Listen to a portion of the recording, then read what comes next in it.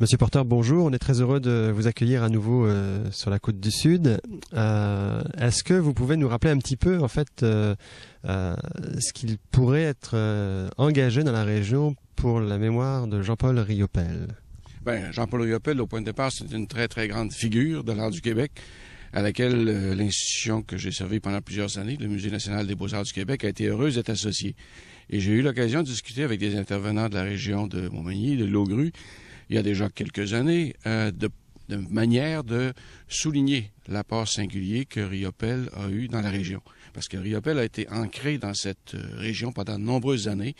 Il a marqué la vie culturelle, il a marqué la vie de l'île Laugrue, et je pense qu'il y aurait lieu de faire quelque chose d'original, de particulier et d'authentique qui soit propre à cette région, qui a constitué une étape importante dans le parcours de vie de Jean-Paul Riopelle.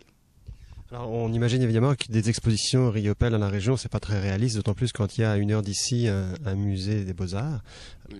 Non, c'est bien évident. Il faut arriver à trouver un créneau qui soit particulier à la région et qui soit à l'enseigne de l'authenticité. Les gens cherchent quelque chose d'authentique qui leur soit particulier, cherchent une expérience. Et ce que nous allons rechercher ensemble, qu'on avait commencé à chercher ensemble, c'est justement quel type d'expérience les gens qui visitent la grande région de Montmagny pourraient vivre, en quelque sorte, dans les pas de Jean-Paul Riopelle.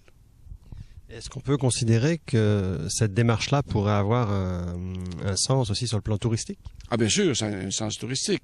Encore une fois, les gens qui viennent de l'extérieur, les gens qui voyagent, veulent vivre quelque chose de particulier.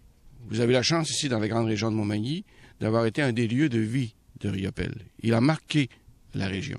Alors, il faut retrouver cette empreinte, l'actualiser et ultimement la faire partager. Et comment expliquez-vous dans ce cas-là que depuis quelques années, en fait, nous en tant que médias, on suit depuis quelques années l'évolution potentielle de ce développement Riopelle. On sait qu'ensemble, il y a eu des rencontres de décideurs dans la région qui se sont faites il y a 2 ans. Comment vous expliquez le fait que les choses ne bougent pas beaucoup pour l'instant? Oh, tout vient en son temps. Le grand facteur dans les grands dossiers, c'est le temps. Il faut prendre le temps, trouver le bon créneau, et en même temps, le bon moment. Ce qu'on appelle la fenêtre d'opportunité. Et mon sentiment, c'est que cette fenêtre d'opportunité, elle se dessine et que prochainement, elle va se concrétiser.